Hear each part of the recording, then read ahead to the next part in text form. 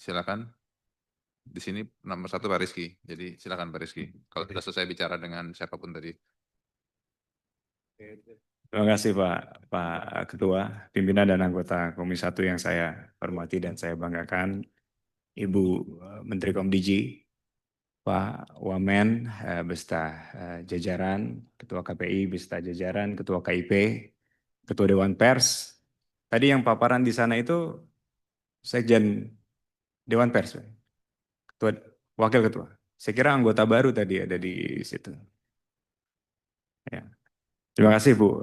Saya juga seperti Pak Ketua tadi di awal sudah sampaikan, turut bangga tentu melihat kiprah Bu Menteri selama di Komdiji, berdiri di depan terkait dengan pemberantasan judi online, terkait dengan literasi digital kepada khususnya generasi muda kita, dan saya doakan Bu Menteri ke depan sukses. Apalagi tadi sudah dijabarkan bahwa dari segi pengelolaan anggaran 2024, Kementerian Kominfo atau Komdiji meraih wajar tanpa pengecualian. Tapi jelas kami sampaikan dan saya yakin Bu Menteri juga setuju bahwa predikat wajar tanpa pengecualian bukan berarti tidak ada problem sama sekali yang perlu kita address sama-sama. Terkait dengan anggaran Bu, tadi Pak Sekjen juga sudah menyampaikan kalau nggak salah di halaman 3,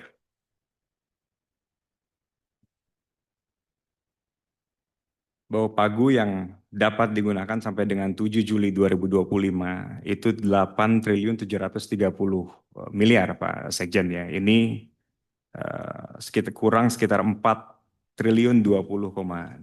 miliar dari usulan awal yang periode lalu disampaikan kepada kami sekitar 12.750 miliar rupiah.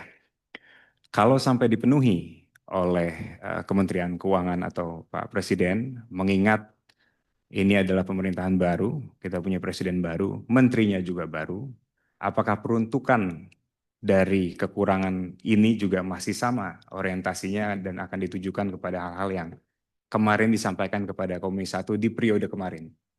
Ataukah ada perbedaan peruntukannya? Itu yang pertama.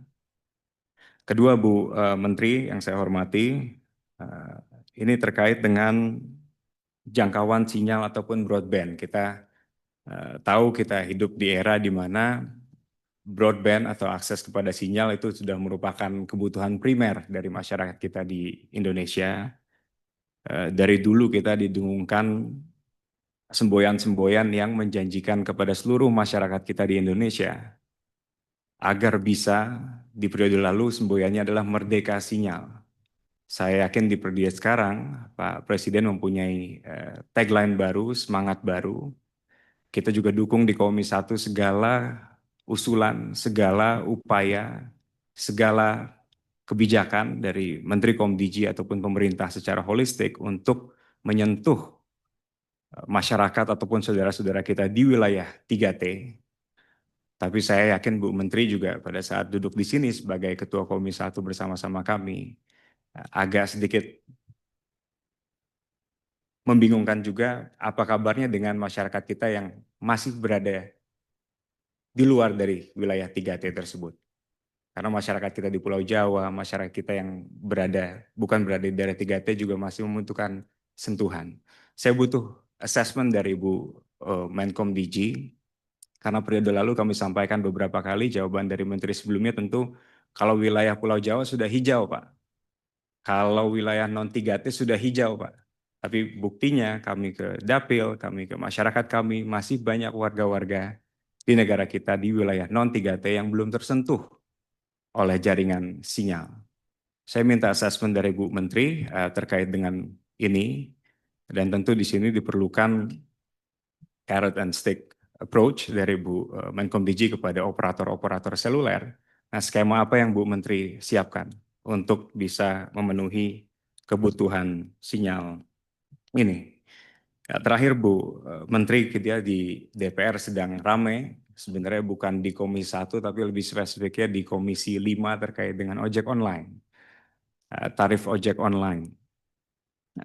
mungkin sebagai pendahuluan saja minta assessment terkait ini dari Bu Menkom DG, karena kemarin mendengarkan paparan bahwa ada sebagian hal, sebagian peraturan terkait dengan tarif yang di-charge oleh penyelenggara sistem elektronik ojek online ini yang sering melebihi ataupun di luar batas wajar yang sebenarnya mereka tidak bisa rubah, tapi katanya ranahnya berada di Menkom DG. Apakah itu benar?